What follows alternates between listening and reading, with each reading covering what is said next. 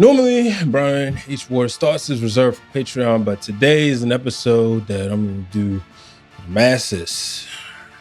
Today, we lost a legend. Complicated individual, but he is the reason that there is commercialized pro wrestling. He is the reason that pro wrestling went mainstream in sports and entertainment. Hulk Hogan died. I'm hurt. Yeah, that may not be a popular thing to say as a black man. I respect each and everybody's feelings. I respect everybody's thoughts on how they felt about Hulk Hogan. I personally stayed away and am staying away from the social media channels for the simple fact is that I don't like entertaining negativity.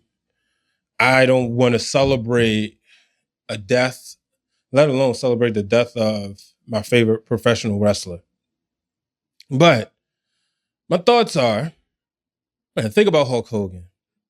And as complicated as he was, I think back to growing up, being a little Hulkamaniac, having the wrestling buddies, having this 7 to 8 inch wrestling action figure. And I'm grateful. I'm grateful for the memories of sitting there with my grandfather. This is emotional for me because this is the last person or last wrestler that I can vividly remember watching on the television while my grandfather, who died when I was 4, get ready to turn 5, was sitting in the same room with me. Hulk Hogan changed professional wrestling. But for me, he was my superhero because I did not get into comics. You may notice on Wednesday nights when Dwayne, Hugh, and Brandon start talking Marvel, start talking DC, all the comic stuff, I lay out. It wasn't for me. Wrestling was for me. That was led by people like Hulk Hogan, Macho Man, Ultimate Warrior, the trifecta, as I called them. And then moving forward, it was people like Bret the Hitman Hart, Shawn Michaels, Diesel, Razor Ramon, Undertaker. And then when Hulk Hogan joined WCW, it made WCW must-see television for me. I remember watching Hogan show up and beat Ric Flair at Bash of the Beach. And then they ran the cage match and he beat him. That was the way I was able to get my mother to order the pay-per-views because Hulk Hogan was there. Now, there's always the talk, and you learn the business as you get older, that the fans were turning on him in 93. That wasn't Brian H. Waters. It's 93, 6, get return 7. And I was excited when Hulk Hogan came back for WrestleMania 9. WrestleMania 9 is one of the most complicated ones that everybody loves bringing it up. And I always say, y'all can talk about how bad it was to you, but for me, WrestleMania 9 was the night that my one favorite wrestler lost and my other favorite wrestler came to save the day. And then something happened in 1996. Hulk Hogan turned heel. And when Hulk Hogan turned heel, I was at that age where, okay, we're a bad guy now? I'm with it. The next year, Bret the Hitman Hart would turn heel. My other favorite wrestler. I'm with it. And I was walking around NWO for life. Hollywood Hogan was born. I call him the greatest good guy and the greatest bad guy. You name one wrestler who was at the tippity top on both sides. You can't. So when Hulk Hogan came back to WWE in 2002, it was exciting.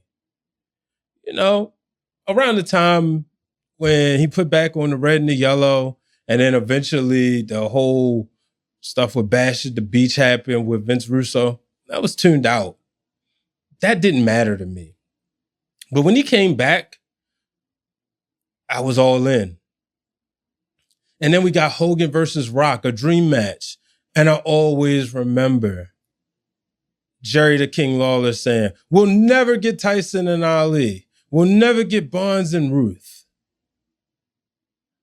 But we got Hogan and Rock in what I deem the greatest match, WrestleMania match ever. The next year, or no, actually the next month, Hulk Hogan went on to become the WWE champion for a sixth time. And I know in season 1, the real Dwayne Allen and I, we did our top episode, like our worst WWE champions and our best WWE champions. Dwayne had that Hogan 02 run on the list. For me, it's not. I remember listening to an interview with, or I should say something to wrestle with, and Bruce Pritchard said straight up, Triple H made the call. He said, nobody saw it coming. I didn't. So I remember how much fun that was. I remember how we got to see, it's just 1 month. Now, people go back and forth about the match with Undertaker, but it didn't matter. So then we fast forward and the wrestling realm is created. The real Dwayne Allen and I, we're talking about how we grew up as wrestling fans, and I'm the Hulkamaniac, and he just could not understand it. His whole thing was, man, look, Hogan ruined, as much as he helped wrestling, he ruined wrestling. And I said, no, he didn't. There's the thing about who killed WCW, and we all know it's so much, that's such a complicated subject. But, you know, the TNA years happened. AJ Styles have gone on record and said, you know, he used to get mad that Hogan wasn't promoting it, but then he realized maybe he was embarrassed. Everybody always said, Hogan ruined TNA, Hogan ruined TNA. That's something else that's debatable. But I remember when he got back into good graces with WWE, because around this time, me and Dwayne was saying, Hogan and Vince are some sort of cahoots, and that's okay. But as we got into the good graces, and he got back into good graces of WWE, I remember Hogan coming out there WrestleMania 30 and how iconic it was. You had Hogan, you had Austin, you had Rock, 3 of the greatest ever. And then John Cena was on that same show. Him and Warrior was getting inducted in the Hall of Fame. They had made amends. That was the night of Daniel Bryan. Well, I talked about that on the Wrestling Realm Now podcast. Y'all got to check that out. But I remember that then the following year, you had basically the NWO versus WWE when you had Sting versus Hogan. It was the battle, Sting versus Triple H, the battle of the Monday Night Wars. And on that night, we got to see so much shenanigery, and it was fun.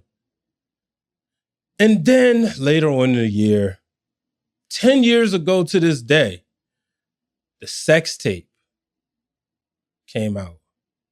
The audio from the sex tape, and it was revealed that Hulk Hogan had used a racial slur. Now, what sucked about it was it tainted his legacy. And then, you know, later on he would apologize. And I said to people, I understand you feel how you feel. I'll never tell anybody feel how they should feel. I'm going to feel how I feel. But what sucked was that apology. And that's the thing. But I also said this. People hated Hulk Hogan because of the stories they heard from TNA. So if you erase the N-word and you put in, just leave it in Hulk Hogan, there are still hateration because people feel he ruined WCW. People feel he ruined TNA. But what makes everything so complicated about Hulk Hogan is that undeniably, 2 things can be true. He's a complicated person who showed some not so pleasant ways, and people have a right not to like him or whatever. But then also, we would not be having a wrestling realm or anything without the immortal Hulk Hogan. So Can't believe this day. I can't believe I'm doing this. But rest in peace, Hulk Hogan. And what you gonna do when the wrestling realm runs wild on you, brother? Hope you find peace. And if you're out there, you're watching, thanks for tuning in. I hope you find peace as well. So long, everybody.